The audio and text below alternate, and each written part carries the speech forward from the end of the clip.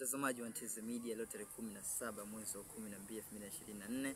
Sasa Nteze Media tunafanya kazi kuletea michezo na vitu vingine vingi ambavyo vinatokea katika uwanda wa michezo hapa nchini Tanzania mpaka Tanzania. Sasa siku hii ya leo nimekutana na mmoja wa wachambuzi ambao wanakuja kwa kasi hapa nchini Tanzania, kwa Salama Mwiga.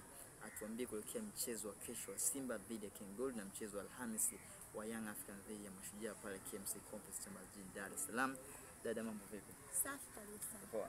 Poa. Bani, nataka tuzungumze kuelekea mchezo wa kesho wa Simba dhidi ya Ken Gold. Kiufundi, Fred Davis and vipi, tukumbuke Simba Sports Club imetoka kushinda mabao 1 dhidi ya CS Fashion kwenye kombe la shirikisho.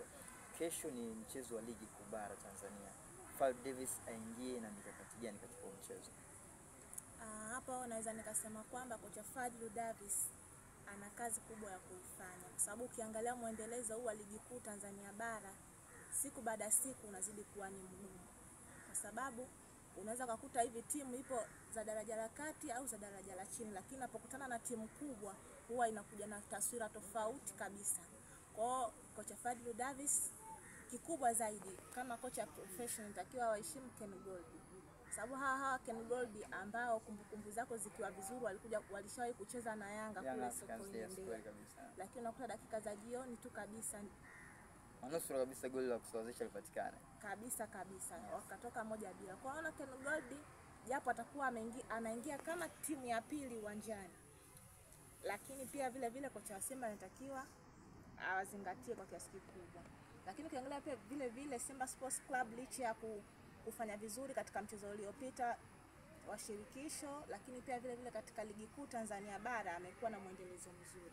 Kwa sababu gani nasema hivyo? Yes. Amecheza mchezo wake 11, ameshinda mara 9, ameruhusu kufungwa mara 1 na pia vile amesare mara 1 na Coastal Union. Lakini pia vile kuja kwa upande wa Ken Gold, ni timu ambayo inaongoza kuruhusu magoli mengi zaidi. Ameweza kuruhusu nyavu zake kutikiswa mara 25. Mara 25. Kabisa. Kwa unaweza kuona ni timu ambayo inaruhusu magoli, na hiyo yote ni kwa sababu gani? Safu yao ya ulinzi imekuwa na makosa mengi kiasi kwamba unakuta timu pinzani ikipata wachezaji ambao wana kasi yes, na Simba wachezaji wa aina hiyo anayo. Mwangalie Kip Dennis akiwa anatokea pembeni, mwangalie pia vile huku yes, of course, ukimwangalia ni mchezaji ambaye ana kasi na speed. Lakini pia vile Simba Sports Club wana mafullback ambao wanaweza wakapanda. Mwangalie Shomari Kapombe upande wa kulia, ni mchezaji ambaye anaweza kumwaga crosses mbalimbali, ambapo mchezaji akiwepo katika box anaweza kufanyaje kushinda. Lakini pia vile mwangalie Mohamed Hussein Mzimbo Junior, tena sasa hivi Mohamed Hussein amekuwa na performance nzuri mpaka nafikia hatua anafunga. Angalia kule alienda kufunga dhidi ya CS Constantine. Kwa hiyo unaona ni mchezo ambao kimbinu zaidi unaweza kuamua matokeo, japokuwa ligi ni ngumu. Salama Mwiga, mchezo wa kesho wa Ken Gold na Simba. Yes. Tuangalie urejeo wa Yusuf Kagoma kwenye kosi Simba. Anaongeza nini kwenye kosa? Tukumbuke pale katikati Fabrice Ngoma na pia Fred Davis anafanya sana rotation ya kosi. Urejeo wa Yusuf Kagoma kwenye kosi Simba unaongeza kitu gani kwenye mchezo?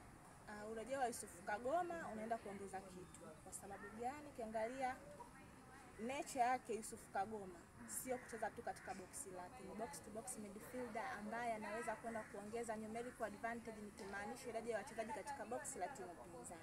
Ukiangalia katika mchezo uliopita amepata nafasi, na kama ulivyoona pasi ya goli ilianzia pale alipokuwa yupo yeye. Kwa Yusuf Kagoma anaenda kuongeza kitu katika mchezo wa kesho endapo ataanza na mchezo ambayo inaendelea. Unazungumzia Lionel Ateba na Mkwala, nani aanze naye kesho? Mtaalamu kabisa Fred Davis, na pia kuna tetesi inasemekana huenda Elie Mpanzu mwenye usajili mpya wa Simba Sports Club huenda akacheza kwenye mchezo wa kesho. Elie Mpanzu anaongeza nini kwenye kosi ya Simba? Elie Mpanzu ni mchezaji mzuri ambaye ametokea AS Vita Club ya DRC Congo. Anaenda kuongeza kitu kikubwa. Kwa sababu gani? Ukiwa na hoja ifuatayo. Ukiangalia nature yake, Elie Mpanzu ni mchezaji ambaye anaweza kutokea pembeni, ikimaanisha winga ya kulia au winga ya kushoto, kote anaweza kumudu kucheza. Lakini pia vile anaweza kucheza namba 10, japokuwa namba 10 huwa tuseme haimfurahishi sana kukumudu kucheza nafasi hiyo. Kwa hiyo unaona pale anaenda kuongeza kitu. lakini pia vile vile ni mchezaji ambaye japokuwa anatokea pembeni au kulia, lakini katika AS Vita Club msimu wa mwaka jana 2023-24 ni mchezaji ambaye alishiriki katika kusaidia timu kupata magoli 23. Nikimaanisha alifunga magoli 15 na akiwa na assist 8. Kwa hiyo ni mchezaji ambaye ana takwimu ambazo ni nzuri.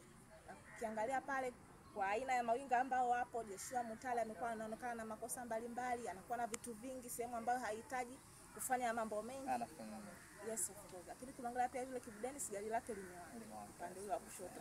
Kwa hiyo anaenda kuleta competition, na kama hivyo tumeshaambiwa anaweza kucheza namba 10 Jean Charles Ahoua. Unaona kuna kitu ambacho kinaenda kufanyaje kumuumiza kichwa na kumuuliza maswali, ni kitu gani akifanya, kwa sababu ukiangalia takwimu anazo nzuri, lakini performance yake kuna muda unaona haikuridhishi. Kwa hiyo ni mchezaji ambaye kama akipata nafasi akaonesha kitu kizuri, anaweza akawa ndo first 11 ya Simba Sports Club, japo kocha Fadlu Davis anapenda kufanya rotation ya wachezaji wake. Bwana mtazamaji wa Tanzania Media, huyu ni Salama Mwiga bwana, anakuja kwa kasi sana. Sasa tunageukia mchezo mwingine wa Young Africans